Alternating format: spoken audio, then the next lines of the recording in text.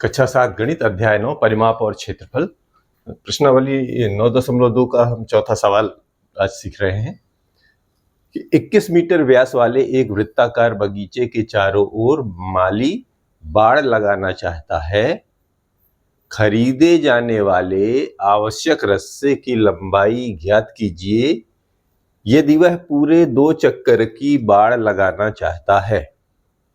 रुपया 4 प्रति मीटर की दर से रस्से पर व्यय ज्ञात कीजिए। और यहाँ पर यह भी लिखा है कि पाई बराबर 22/7 लीजिए। ठीक है, तो यहाँ पर करना क्या है, यहाँ पर हल शुरू करते हैं। पहले हम समझ लेते हैं करना क्या है कि ये 21 मीटर व्यास वाला एक वृत्ताकार ये ऐसा बगीचा है। ठीक है, व्यास मतलब यहां से यहां तक का जो दूरी है वो ये है 21 मीटर है। कितनी है? 21 मीटर। ठीक है, तो ये जो वृत्ताकार बगीचा है इसके चारों ओर बाड़ लगानी मतलब कहीं एक जगह से चालू करेंगे तो एक चक्कर लगाएंगे तो बाड़ हो जाएगी, लेकिन वो कह रहे हैं कि 2 चक्कर लगाना है, यानी एक चक्कर तो लगाइए, एक और चक्कर लगाइए, मतलब 2 परत करना, मतलब एक परत ऐसी फिर उसके ऊपर भी एक ऊंची परत और लगानी है। और वो आगे ये भी कह रहे हैं कि 4 रुपए प्रति मीटर की दर से रस्से पर व्यय ज्ञात कीजिए, यानी कि जो बाड़ लगेगी उसमें जो खर्चा आ रहा है वो रस्से का, वो 4 रुपए मीटर रस्सा मिलेगा, तो कुल व्यय ज्ञात करना है। बात क्लियर हुई?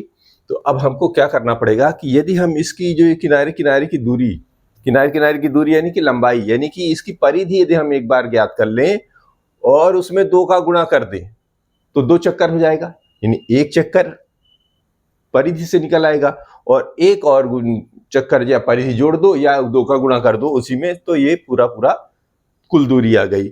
और फिर क्या करना है कि 1 मीटर में 4 रुपया लग रहा है, यानी जो कुल दूरी आ गई उसमें 4 का गुणा कर दीजिए तो कुल पैसा जो है रस्सी का निकल आएगा। तो शुरू करते हैं कि दिया है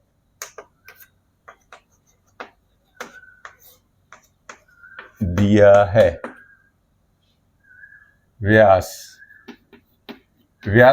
अर्थात डायमीटर को डी से हम डिनोट करते हैं, तो व्यास बराबर डी का मतलब हो गया यहाँ पर 21 मीटर, तो इसका जो त्रिज्या हो जाएगी, त्रिज्या को या अर्धव्यास भी बोलते हैं, हम इसे क्या बोलते हैं? अर्धव्यास। अर्धव्यास समझ गए ना? यहां से इसकी आधी कर देंगे तो ये अर्धव्यास हो जाएगा, यानी यहां से यहां तक का दूरी ये आर कहलाती है। ठीक है, तो आर बराबर हो जाएगा इसका आधा, यानी 21/2 मीटर। ठीक है, यानी 21/2 मीटर जो है हमारा ये हो जाएगा, ऐसे लगाने की जरूरत नहीं, 21/2 मीटर जो है हमारा त्रिज्या हो गया। अब क्या कह रहे हैं, यदि हम एक चक्कर लगा लें, एक चक्कर का मतलब होता है परिधि हम निकाल लें, तो वृत्त की परिधि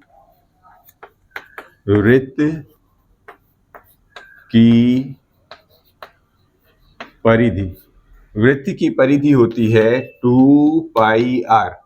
तो हम इसका मान अगर रख दें तो हमारे को एक चक्कर की दूरी निकल आएगी, तो निकल आएगा 2 और पाई की जगह 22/7। ये मैंडेटरी कर रखा है इन्होंने यहाँ पर कि वही लेना है, कई बार 3.14 लिखना पड़ेगा, कई बार 22/7, तो जहां जैसी जरूरत हो वैसे लिखना, यहाँ पर 22/7 ही लेना है। ठीक है, और r का मतलब है 21/2 अर्धव्यास, तो 7 एकम 7, 7 तिरिक 21 काट दिया, तो अब इसका मान निकल आया 2, 22 और 3, अभी 2 से 2 ये भी कट जाएगा, तो 22 दूनी 44, 22 तिहाई 66 मीटर। ये क्या निकल आएगा? एक चक्कर की दूरी। ठीक है, यहां पर ये कह रहे हैं कि 2 चक्कर की बाड़ लगानी, यानी 2 चक्कर की दूरी लगानी है, तो एक चक्कर की दूरी पुनः एक चक्कर की दूरी अर्थात परिधि बराबर 66 मीटर, तो 2 चक्कर की दूरी अर्थात 2 परिधि हो जाएगा, तो 66 गुणे 2 बाने 2 छक्का 12 और 2 छक्का 12 और 113, 12 और 13, 132 मीटर ये इसकी क्या निकल आई, 2 चक्कर की दूरी। अब आगे ये भी कह रहे हैं कि एक जो मीटर का जो रस्सा है उसका जो खर्चा है, यानी कि मीटर में जो पैसा लग रहा है वो 4 रुपया मीटर लग रहा है, यानी 1 मीटर रस्से का व्यय एक, क्या लिखेंगे, 1 मीटर रस्से पर व्यय आ रहा है कितना, रुपया 4। तो हमारे पास कुल कितने मीटर है, पहले तो एक चक्कर का 66 था, 2 चक्कर का 132, तो 132 मीटर पर हम पे खर्चा निकालना है। तो 132 मीटर पर व्यय जो निकलेगा वो 132 में 4 का गुणा कर दीजिए, तो 4 दूनी 8, 4 तिहाई 12 की 2, 4 एकम 4 और 1 5, इतना रुपया खर्चा होगा, यानी रुपया 528 कुल व्यय होगा। कितने पर, 4 रुपया मीटर जब पैसा लगेगा तो 2 चक्कर बाड़ लगाने की जो कीमत होगी वो आ जाएगी रुपया 528। तो ये रहा प्रश्न क्रमांक 4।